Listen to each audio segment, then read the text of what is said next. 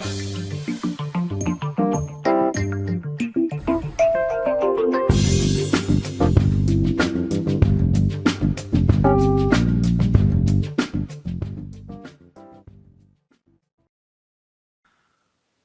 and welcome everybody. This is International Master Sam Shankland, and today I would like to start a new series analyzing some of the games of, in my opinion, the greatest player of all time, Garry Kasparov.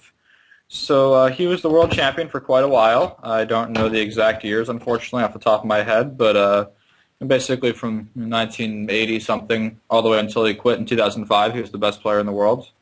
And I'd like to basically do a 10-game video series on Kasparov and his rise to power and some of his games. So while he was the world champion for a long time, he certainly was not born a world champion. And this is the first game we're going to look at is the first chronologically, I believe. And this one, he's 12 years old, and he's playing the black pieces against now American Alex Yermolinsky, who is currently residing in South Dakota and is a pretty active player and commentator on the American chess scene. And Yermolinsky was about my age, maybe 18 or 19, and they were both already very strong players. So without further ado, I bring you the game, Kasparov white against Yermolinsky. Okay, so e4, c5, knight f3, and knight c6, I believe, or was it d6 first? I played d6 first. It's anyhow, it gets to a classical Sicilian. This much I know. Knight f6. Okay, so knight c6. This is a classical Sicilian, or the Richter Rouser, if you will. Yermolinsky has been one of the best champions of this variation for black for a very long time. It's bishop g5. It's the main move. And now Yermo plays a6, which is not super common, but it's not terrible. He's immediately letting white cripple his pawn structure with bishop f6, but his idea is that in the long run, his bishop pair and then increased pawn center will prove to be good compensation. I've played this position many times myself for black, and I've always played e6 here, so that would be my preference. But obviously, Yermolinsky is a different player. So queen d2, and now Yermo plays e6. So we transpose to a variation that I've actually played a couple times. Okay, so cackle long. Bishop d7, and I've played this position a fair amount myself with a pretty reasonable degree of success. So f4, and now the move I've always played here was h6, and the idea behind this was bishop h4 meets some sort of tactical strike, knight takes c4, and there's some very complicated variations. I think best for white is queen e1, which hits the knight and protects the bishop. Note that if he took back on e4, white would take the bishop on black would take the bishop on h4, and if white takes the queen, black takes the queen, and now black's winning. And going back to the previous line, I was a little too fast. Knight e4. After knight e4, queen h4. I think black has no problems. Knight f3 is probably white's best. Queen e7. We make some trades, and I certainly don't think black has any reason to be unhappy with this endgame. He'll quickly play rook hd8, and all his pieces are active, and he's fine. If white were to venture so far as to play knight takes c6, he's actually significantly worse here, surprisingly, because black conveniently has this rook d8 move, which is a really good way to ruin a nice day at the office. This endgame is actually quite difficult for white because he has trouble developing his pieces because this g2 pawn, and if you play something like rook g1, say g5, okay, f takes g5, h takes g5, and now the h2 pawn is weak and black's got a nice central pawn mass. And if g3 here, I think after rook g8, black forces white to capture on g5. In any case, this endgame's highly unpleasant. And white can't really avoid it if he brings his queen. Yes, if he moves his queen somewhere else, he's got to stay in touch with the f4 pawn. It's only like queen c7 after some rook takes d1, king takes d1, castles. White's in big trouble. So, because there's just no way for him to deal with rook d8. If g3, for example, to get rid of the queen, there's actually kind of a funny move. Queen all the way back to d8 check trades, and after white deals with the check, he's got a slight problem on h1. So that would just be unfortunate. Anyhow, Yermolinsky did not play h6. That's more of a Shanky move than a Yermo move. He plays b5. And Anyhow, I should also point out in that h6 line, that variation after queen e1, it's very complicated, and that's the critical line, and I'm going to choose not to divulge any more of my preparation there. So, okay, b5, and I believe Kasparov captures on c6. It's kind of natural, and plays bishop d3. So if we take stock of this position for a second, White has a little bit more space, but Black seems to have fair counterplay in the center and whatnot. And White's plan pretty clearly is going to be centered around playing e5. Kasparov, even at a very young age, is showing signs of being an extremely uncompromising player. He doesn't want to. There's no halfway with him. He just wants to push e5 through, and he's looking for very aggressive moves. He didn't play position if bishop takes f6. He wants to attack. Okay, Yermolinsky plays bishop e7. All right, so e5 from Kasparov, d takes e5, f takes e5. And now Yermolinsky played knight to d7. I might have considered knight d5 here. This looks kind of logical for me, at least, because after bishop e7, I want to take back with the knight. I think his bishop is very well placed here. And more importantly, this knight, I think, is going to be nicely placed on f5 or g6.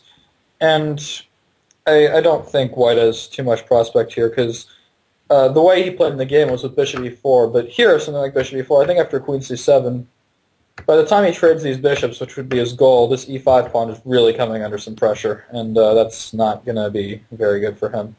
For example, now if queen d6, maybe rook c8, I certainly don't think Black should be worse. There's very good counterplay.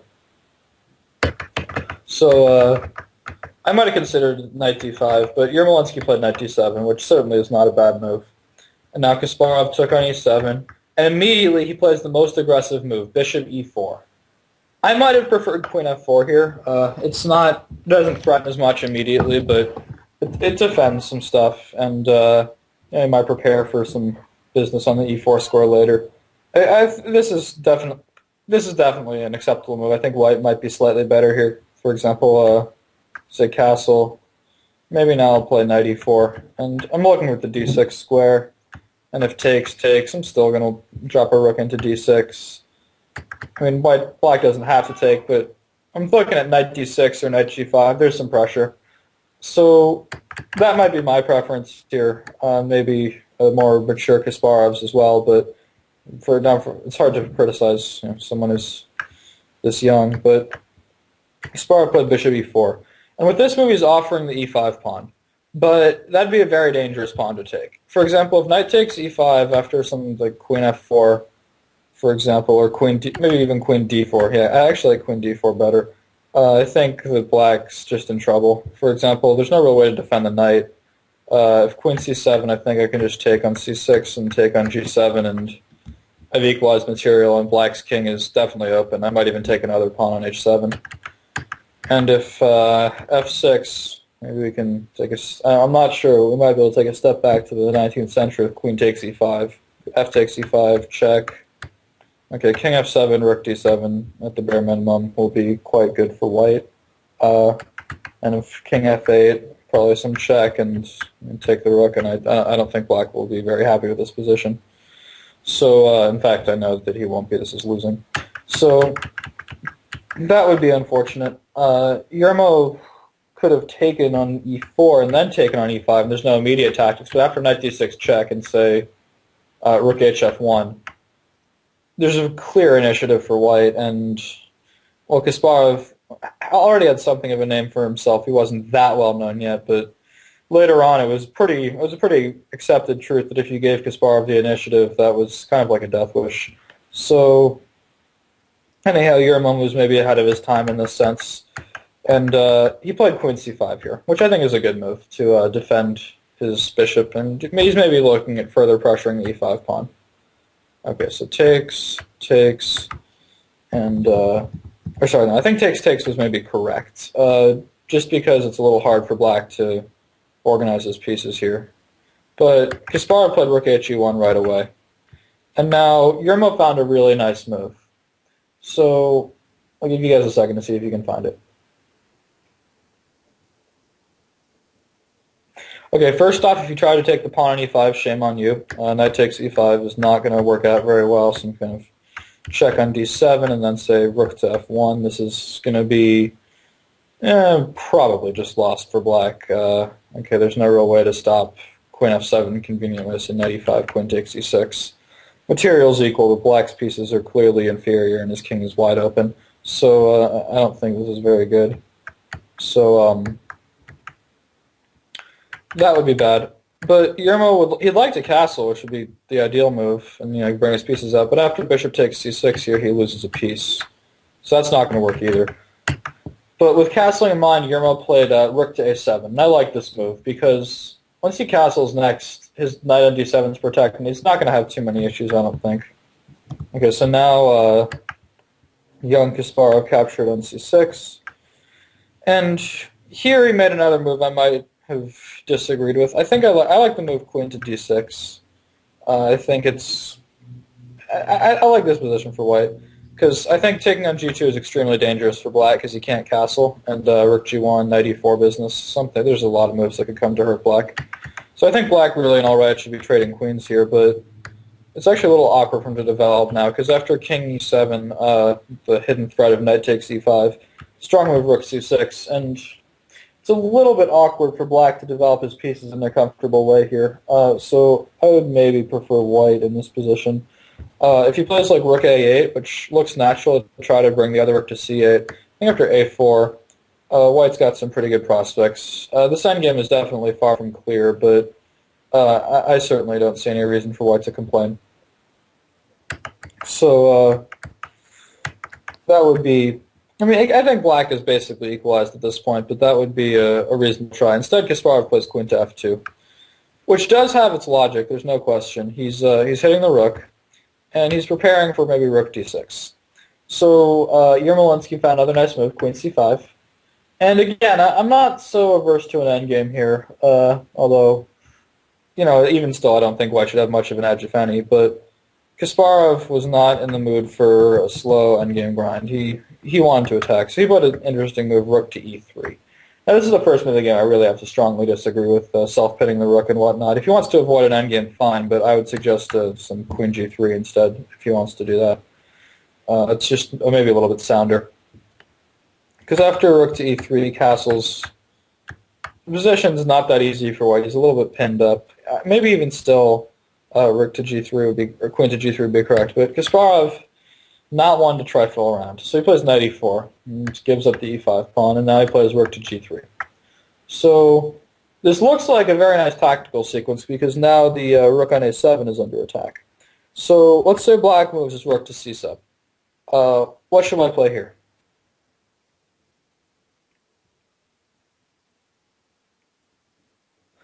Okay, so white has a cool tactic here. Rook takes d7, and after rook takes d7, knight f6 check, he's winning. Here takes, and white wins a lot of material. So that would be good. But luckily, Yermolinsky has a very strong defensive move here, so I'll give you guys a second to see if you can find it.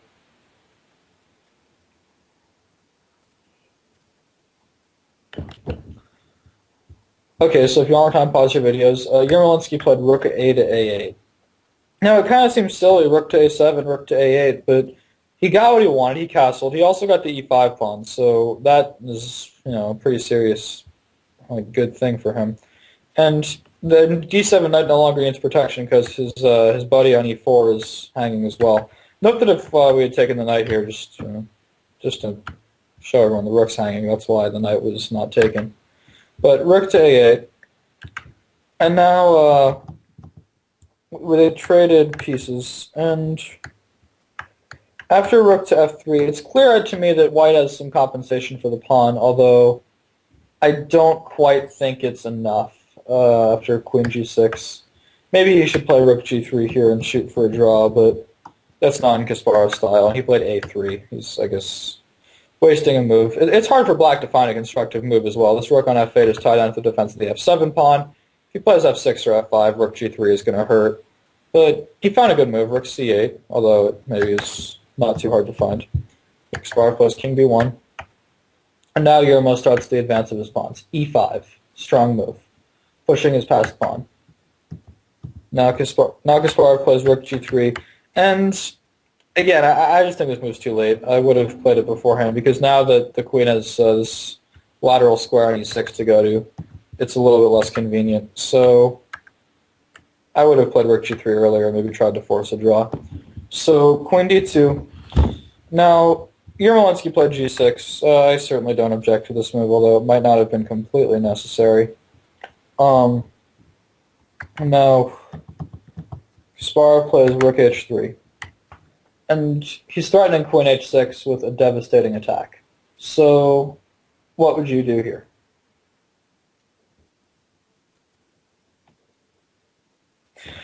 Okay, so if you want more time, pause your videos. Yermolinsky found another good move, queen to f6. The idea being queen h6, queen g7. And that's exactly what happened. And white played his queen back to g5. And again, we see obvious compensation for white. This queen on g7 is a very passive piece. And that probably was a cause of concern for the Yerminator. But he very calmly defended. He played rook c to e8, defending his pawn and keeping his other pawn defended. Now he's just getting ready to push the e-pawn down the board. He's going to try to make a queen. So Kasparov, well, he's played very aggressively here. He's not really in his element. Kasparov is one of the great attacking players of all time, and he's not really in an attacking position right now. He's sort of in a positional compensation. It doesn't really seem to be his type of deal, and that was clear even at a young age. Okay, so rook d6 is played. He's trying to equalize material. Yermo obliges, but in the process he improves his pieces a lot. So now rook e5, kicking the white queen away. Queen d2, and rook fe8. And here we see that black no longer has to worry about his king. And I think it's abundantly clear that his e4 pawn is much more dangerous than white's queenside pawns. So black has a clear advantage at this point, I would think. And the game finished off pretty nicely. So rook to e3, queen h6, g3, I guess he wants to save his h2 pawn.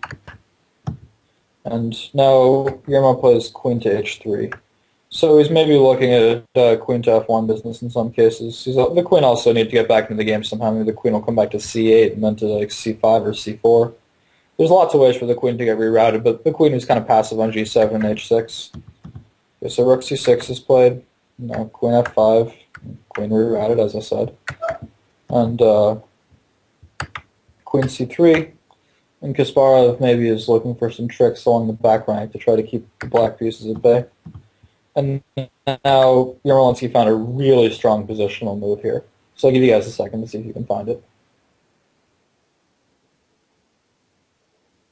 Okay, so you played queen to d7. And at first this looks strange, playing queen to f5 and then back again to d7. But really this d7 is just an amazing score for the queen, because it defends against just about everything, and it's really looking down the open d-file as well. And, there's no more rook to c8 business. And now that it was on f5, black can start thinking of playing rook f5 and swinging the rook in, and that is shortly what happened. So Kasparov plays b3, rook to f5.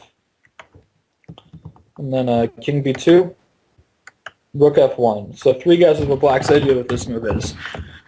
Okay, if queen d1 was one of your 3 guesses, congratulations. If not, that's not good. So it's actually not so easy to stop here. And the point is, this queen d7 being well placed is also attacking the rook here. And that makes it very hard for white to conveniently stop queen d1, because if he plays rook e1, sure, he stops it, but he also hangs his rook, and black is left with a winning position.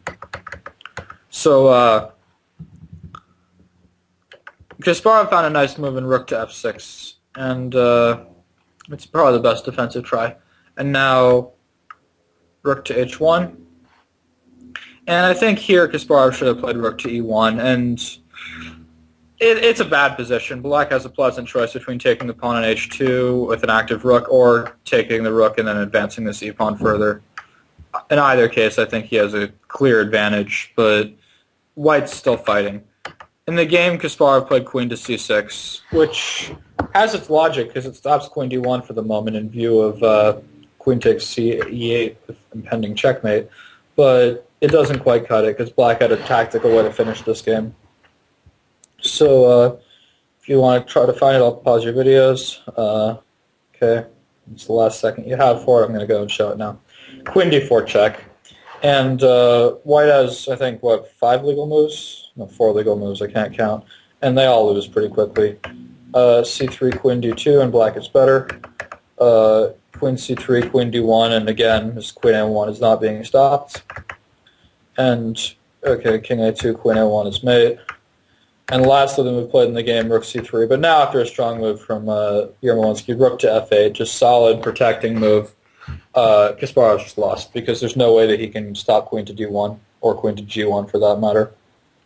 And even though Kasparov lost this game, this next move I thought it was really an indicator that he was going to be a brilliant player someday. Of course, it's easy for me to say now that he was the best player of all time, and this is just some game we looked at. But, I mean, the move he played here was rook takes f7. And this looks like a silly move, but it is just best. I mean, he realized that he was getting mated, and he found ways to somehow generate some level of counterplay. Every move other than that, I believe, was just forced mate with queen d1. Like, he can try a4 maybe, but after b4 he just loses a rook and trades queens. But after rook takes f7, he's got some hope. I mean, it's still hopelessly, hopelessly lost. He has swindle chances. So queen takes b5. Now the point is, if like queen d1, queen e8 check, I think white may immediately have a perpetual. He may not, I don't know. But it looks like at least he can pretend to threaten black. But Yermolinsky was up to the challenge, and after queen takes b5, he took on h2. And he's just preparing a deadly infiltration along the second rank. Okay, so b4 is played. And the game finishes. Rook takes c2, strong move. King c2, rook f2 check, king b3, queen d1 check, only move is king c4, queen e2 check, and Kasparov resigned in view of the skewer to his queen. King c5, rook f5 would not help him. So this game, while it was unsuccessful for our champion, he really showed, I think, just how much promising he was going to be in the years to come, and just how aggressive he played. It was a real sign of the kind of aggressive player he became and uncompromising. And I really think that even though Kasparov lost this game, it's a good one to show, just to get his general mindset on the matter and just how strong he really was. So I should also say that Yermo beat him again later on in the same year in 1975, but that would be the last time Yermo beat him, and Kasparov got his number from then on. But Yermo should not be upset because he's in pretty good company with the rest of the chess playing world. So until next time, this is Sam Shanklin signing off.